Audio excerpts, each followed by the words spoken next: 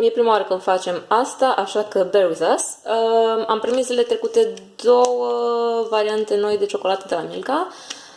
Se numește Milka Collage și arată chiar foarte, foarte bine.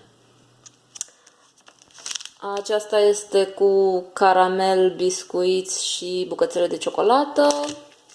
Iar aceasta este, așa cum și vedeți în imaginea de prezentare, cu bucățele de zmeur, alune și iarăși ciocolată, evident. Ele arată cam așa. Nu chiar ca în imagine, dar până la urmă ce arată ca în imaginea de prezentare. Viața e prea perfectă, ca să zic așa, în imaginele de prezentare ale produselor. Și voi și gusta una pentru voi.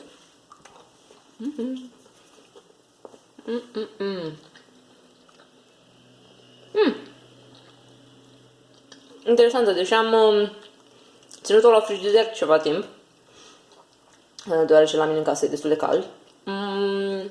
Și abia ce am scos-o, e foarte... Adică e cum trebuie, e nici moale, nici tare, e just right. Și e chiar foarte gustoasă. Am cerat-o pe asta. Am și pus pariu că asta o să-mi placă cel mai mult. Pentru că este și un pic fresh, datorită zmeurii. Dar și cea cu caramel, pun pariu că este super bună. Da, sau asta este. Vă recomand să treceți pe la un mega imag să vă luați și voi. Pentru că sunt super bune.